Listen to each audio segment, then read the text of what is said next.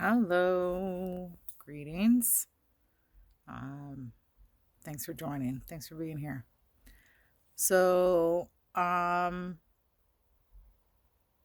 just gonna start embracing this energy that I've been having, which is to just be more more vulnerable and more honest about things. So, first, I want to touch on my last video, which was about the metaphysical aspects of the cleanse. I stand by the part where I feel like spells were being lifted from me. And I wanted to address that I want my viewers to know that I am not judgmental towards your specific choices. I actually embrace that we have choices, and my part is that as far as like experiencing and understanding an abusive relationship, psychologically and emotionally, I kind of relate that to what's happening and look at the pressure and look at the gaslighting that is happening and am addressing that. I let my personal opinions shine through a little bit, which I think is okay.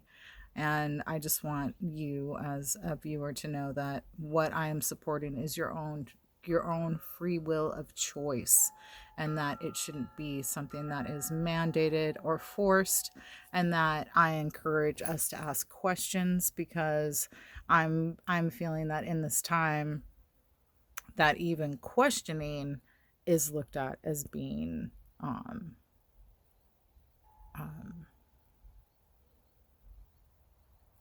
something turned into either a political message or a personal message. And so, um, what I'm seeing is that I feel like there is a giant spell on people. I don't think that that's fair. And that's the part that I'm mad at, as far as your own personal choice. And even your religious and magical practices are your own.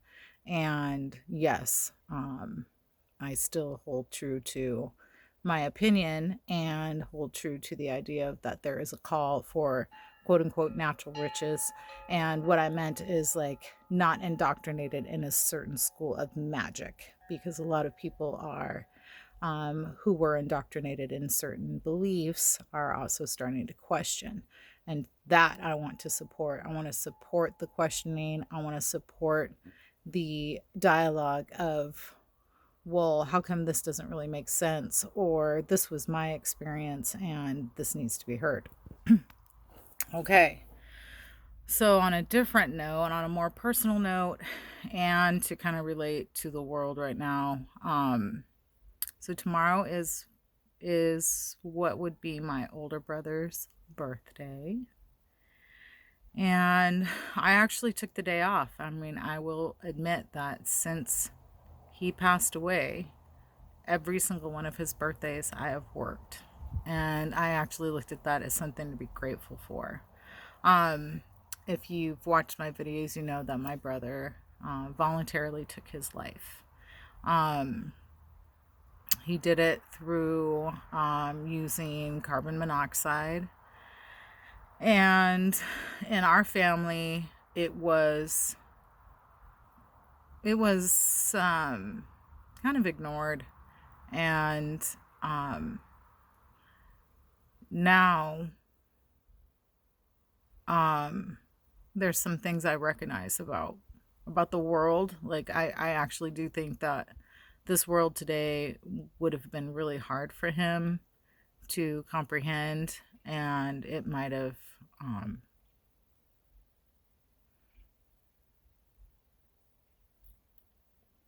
it might have pushed him in a different way. Um, I know this. I know that if things were different within our family, then I think he would have taken a different route as far as wanting to alleviate himself from his suffering. I am not one to think that it is a completely selfish act or that you go straight to hell for punishment. I have never believed that. I do not condone that type of thought mentality, because it doesn't give the survivors any peace, and it certainly doesn't honor the life of the person. And so, with the way the world is right now, I know that suicide has spiked. I know that depression has spiked. I know that certain abuses have spiked. And so, what I want to talk about is, or I'm going to share, are the things that he went through that led him to his choice, and emphasize that in this new energy of awareness, when it comes to physical and mental health, emotional health, that it might be expanded and looked at in a little bit of a different way. So our household, my dad was a big drinker, but he was also very successful. So as far as the masculine energy of the house, we were expected to always do better, always kind of live up to an expectation that was more cultural than it was actually induced in our family. But education was very important, and if we didn't do well in school, or if we didn't do well in certain social aspects, we would be somewhat ridiculed and somewhat shamed. Okay. And so, also during that time that he and I were growing up, any type of therapy, or ways of looking at things that might be conducive to, or reflective of how we grew up and how we dealt with emotions, was very it was kind of, the conversation would be somewhat condescending rather than encouraged to heal in that kind of a way. And he did his best to reach out to all of us in the way that he knew how to, and then we responded in the best way we knew how to, and actually it pushed him away and helped him to feel unaccepted and unvalued, unworthy. His note was he wasn't worthy enough. And so I know that this is something that has kind of gone passively in our culture. And I know that a lot of people offer suggestions as to how to work through it. And I actually think that a lot of what is offered out there is somewhat superficial, and or when it comes to like long-term working through these type of feelings, there are only certain people who really have the education and the tools to help us through it, because the deepest pain that he expressed feeling was the disconnection to the family. And then me myself have watched our family, and because I was adopted, I have more than one family, but I've watched more than one family passively ignore some of these signs as to a need for a bit more. And then I think the reality is a lot of families are embedded in the culture of not talking about things, and buying into the dialogue of it is what it is, or you create your reality. And these are things that are not untrue, but they are not necessarily helpful when it comes to guiding somebody through their struggle or through their suffering. So I'm going to talk about a few things about him that I thought were pretty rad. and that I miss a lot. He had a way of kind of making jokes um, about the most painful things. He would throw actually some kind of like almost like disregard and sarcasm to things. He'd be like, "Yeah, fuck it, tell him to fuck off." And I used to think, how could you be like that? But in retrospect, I admired that about him. He also seemed to show very little fear when it came to life in doing things that most other people wouldn't consider doing. He was a exhibitionist as far as motorcycle riding. He was a very good motorcycle rider, and he did tricks and twists and jumps and stuff that most people were doing in professional riding. He was pretty courageous when it came to those type of things, and he loved to travel. He'd been all over the world. He was living in Australia before he came back to the United States, and then took his life. He was only back for about 3 weeks, but he even while he was here, he did reach out and connect with us as best he could, and actually he did share some things. I mean, I was very shocked when it happened, but I do recognize that he had shared some things. um yeah, he kind of pushed past the cultural norms and did things in a big way, and he always used to say, go big or go home. And I like those things about him, and I miss those things about him. So um uh that's a little bit of the share today. I want to also give you some add-ins as to the energies of today. So today, if you go by the 9-day calendar, okay. So something that came through to me about the 9-day moon calendar and the 7-day sun calendar. And then if we look at things where we include duality, then it would make sense actually that we would pay attention to where the moon was and pay attention to where the sun was. So when it came to astrology, we were both aware of the sun cycle and the moon cycle.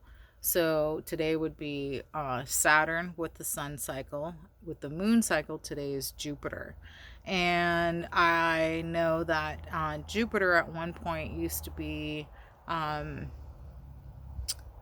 female. Saturn was female as well. All the planets were looked at as female many, many moons ago, so to speak, a long time ago in the different teachings. So we're not able to go exactly backwards, so to speak, but we are encouraged to consider certain aspects, because I know that also in the Muslim religion, in the Jewish religion, and in the Chinese culture, they go by the moon calendar. So it would be very interesting, and I've found some interesting correlations between the 9-day calendar and the 7-day calendar, the moon calendar and the sun calendar. And so I look at, so we had the union of Saturn and Jupiter last fall, last winter, and the energies and the messages were that they were going to share responsibility. Saturn was going to kind of relax a little bit on her strictness, and Jupiter was going to step it up on his/her parental influence. And so what we're seeing is a collective understanding of our responsibility. This is what Saturn is hoping that we will see. And then a collective support where Jupiter is concerned in the fatherly or the more patriarchal influence of safety and nurturing on this particular day. Okay, on this particular day, The energy is support of self-care, support of the truth when it comes to certain metaphysical aspects and cultural aspects, and then also a support in understanding and or um, leadership where Jupiter is concerned. And Jupiter goes back to um, the Yoniverse, and the god of time. Okay, because time originally was noticed through the cycles and through a woman's period. Is the story? I don't know if that's for sure.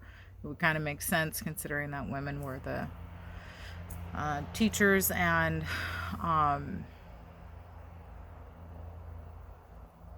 guides in many cultures and still are. And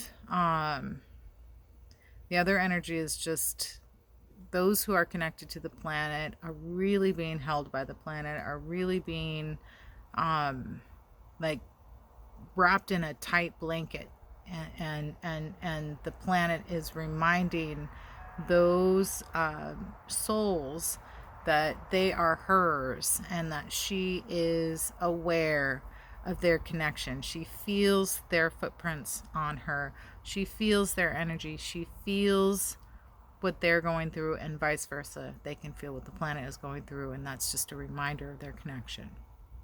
Now, I've been offering mediumship and sharing a little bit of how to get in touch with me when looking at that. And so this is something I've really denied and really kind of ignored for many years because I was very intimidated by it.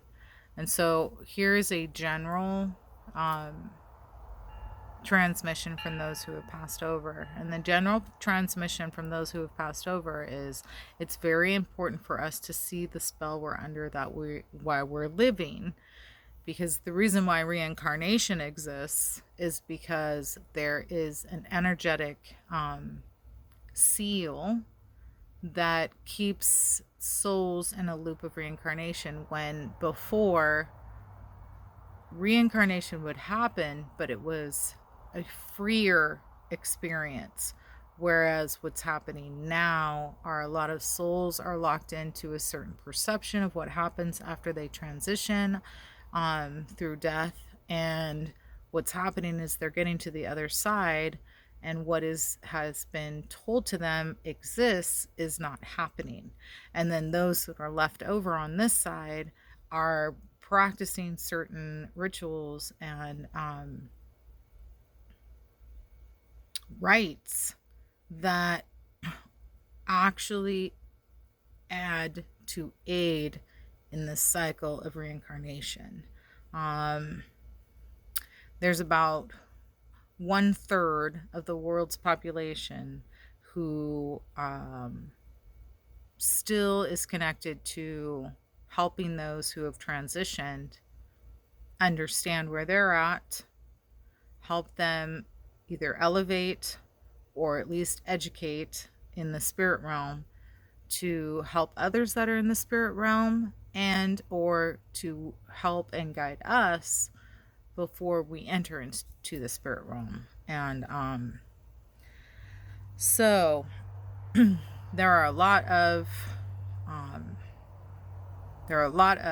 souls that have transitioned over that are really wanting to speak to their living ancestors, and plenty that are needing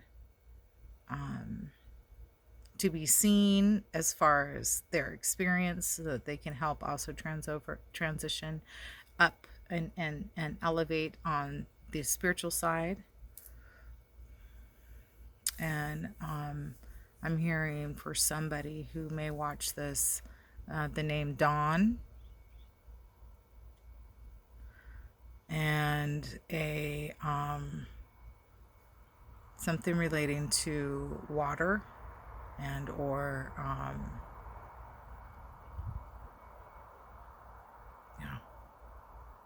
only say so much. And Arthur, there's an Arthur wanting to speak to somebody. Arthur Van something. Van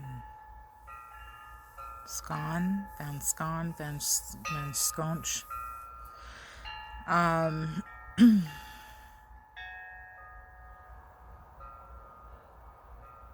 There's plenty of animals that want to affirm to certain, pet owners, pet stewards, that they are also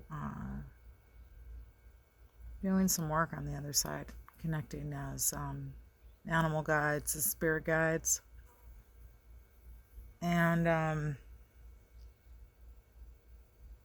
then the earth is asking for grace, in the sense of things that we have put upon the planet, as far as like dirty or smelly or ugly.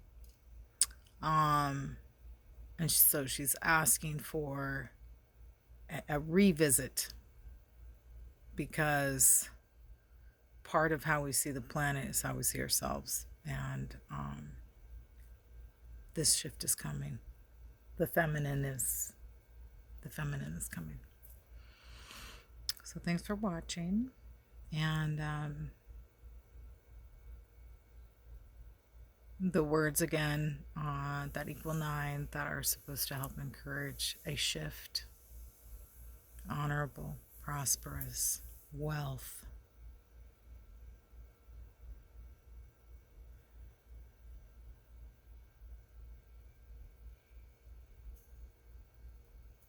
We'll pause there for now. Until next time.